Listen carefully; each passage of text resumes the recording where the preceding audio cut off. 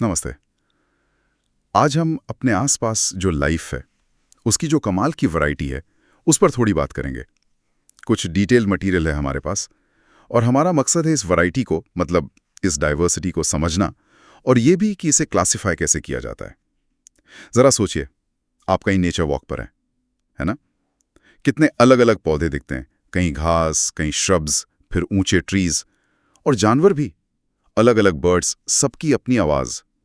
Flowers पर butterflies, हो सकता है मंकीज भी दिख जाएं। यही है वो डाइवर्सिटी जिसकी हम बात कर रहे हैं। तो आइए इसको थोड़ा और खोलते हैं। हाँ, और इसमें सबसे मज़ेदार बात तो ये है कि हम इस डाइवर्सिटी को ऑब्जर्व कैसे करते हैं, रिकॉर्ड कैसे करते हैं। ये मटेरियल बताता है कि प्लांट्स के फीचर्स नोट करने चाहिए, जैसे स्टेम कैसा है, सॉफ्ट या हार्ड, थिन या थिक, लीव्स का शेप, उनका अरेंजमेंट कैसा है, फ्लावर्स का कलर, उनकी सेंट, और एनिमल्स के लिए वो कहाँ रहते हैं, उनका फूड क्या है, उनका मूवमेंट कैसा है, ये सब रिकॉर्ड करना। बिल्कुल। और ये तुलना करने में कितना आसान हो जाता है। जैसे नॉर्मल ग्रास को देखें, सॉफ्ट, थिन स्टेम, पत्तियां एक के बाद एक। फिर तुलसी को देखें, स्टेम थोड़ा हार्डर, थिन है, पर पत्तियां ऑपोजिट पेयर्स में हैं। या फिर हिबिस्कस, उसका स्टेम हार्ड है। एनिमल्स में भी ऐसा ही है ना? जैसे एक क्रो ट्रीज पर रहता है, इंसेक्ट्स खाता है, उड़ता भी है, चलता भी है।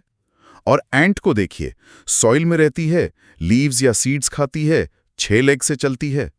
पर असली बात आती है इन्हें ग्रुप करने की, वो इंटरेस्टिंग है। हाँ, ग्रुपिंग बहुत ज़रूरी है। इतनी वास्ट वैरायटी है, उसे सिस्टमैटिकली स्टडी करने के लिए ये करना ही पड़ता है।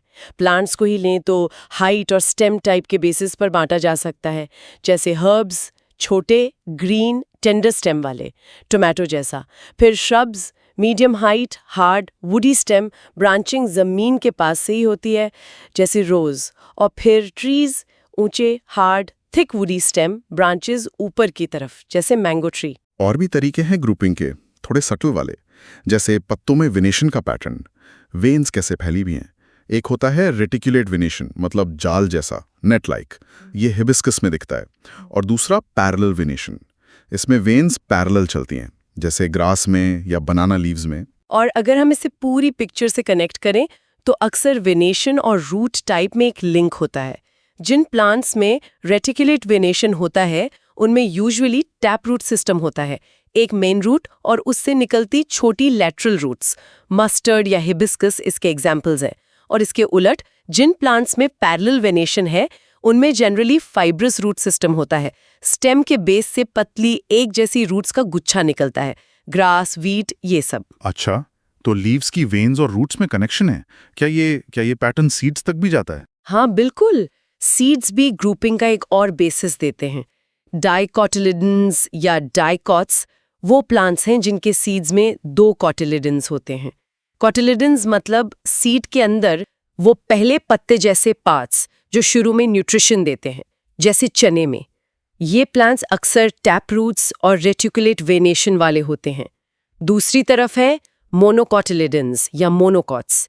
इनके सीड में सिंगल कॉटिलिडन होता है, मेज, वीट जैसे, और इनमें यूजुअली फाइब्रस रूट्स और पैरेलल वेनेशन मिलता है। वाह, प्लांट्स की ग्रुपिंग के तो कई लेयर्स हो गए। अच्छा, एनिमल्स की बात करें तो उनके फूड और हैबिटेट के अलावा और कैसे ग्रुप कर सकते हैं? उनका मूवमेंट एक बहुत इंपॉर्टेंट फैक्टर है।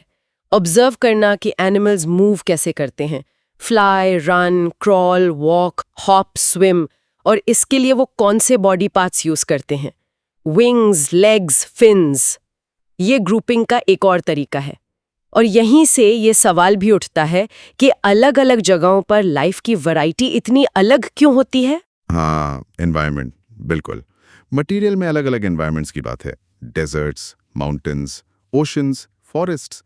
जैसे हॉट डेजर्ट में कैक्टस का थिक फ्लैशी स्टेम होता है पानी स्टोर करने के लिए।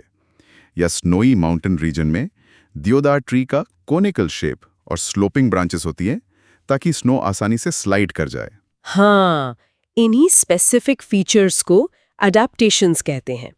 यही फीचर्स प्लांट्स और एनिमल्स को उनकी पर्टिकुलर हैबिटेट में, मतलब उनके रहने की जगह में सर्वाइव करने में मदद करते हैं। कैमल्स का ही उदाहरण ले लीजिए। हॉट डेजर्ट वाले कैमल्स की लॉन्ग लेग्स और वाइड हूव्स सैंड के लिए सूटेबल होते हैं, जबकि कोल्ड डेजर्ट वाले कैमल्स के लेग्स शॉर्टर होती हैं, माउंटेन्स के लिए बेहतर। हम्स फूड स्टोर करते हैं, हॉट डेजर्ट वालों में 1, कोल्ड डेजर्ट वालों में 2। इसी तरह फिश की स्ट्रीमलाइन्ड बॉडी और फिन्स एक्वेटिक हैबिटेट्स के लिए हैं, जबकि गोट्स टेरेस्ट्रियल हैबिटेट्स के लिए लेग्स यूज करती हैं। तो हैबिटेट का बायोडाइवर्सिटी पर बहुत गहरा असर होता है। लैंड पर टेरेस्ट्रियल हैबिटेट्स हैं, पानी में एक्वाटिक, और कुछ एम्फीबियन जैसे फ्रॉग, वो तो दोनों में रहते हैं ना। बिल्कुल, और इसीलिए इन हैबिटेट्स को प्रोटेक्ट करना बहुत वाइटल है। सोर्स मटेरियल भी यही कहता है कि हैबिटेट्स को डैमेज होने से बायोडाइवर्सिटी लॉस होता है। इसमें बंगाल टाइगर जैसी स्पीशीज के डिक्लाइन का जिक्र है, और कंजर्वेशन एफर्ट्स जैसे प्रोजेक्ट टाइगर जो 1973 में शुरू हुआ, फिर चीता रीइंट्रोडक्शन प्रोजेक्ट है 2022 वाला, और ग्रेट इंडियन बस्टर्ड के लिए प्रोटेक्टेड एरियाज बनाना। कम्युनिटी बेस्ड कंजर्वेशन भी इंपॉर्टेंट है, जैसे सेक्रेड ग्रोव्स, फॉरेस्ट पैचेस जिन्हें लोकल कम्युनिटीज प्रोटेक्ट करती हैं। तो इस सब का मतलब क्या हुआ? यही कि डाइवर्सिटी को अप्रिशिएट करना सिर्फ डिफरेंसेस लिस्ट करना नहीं है।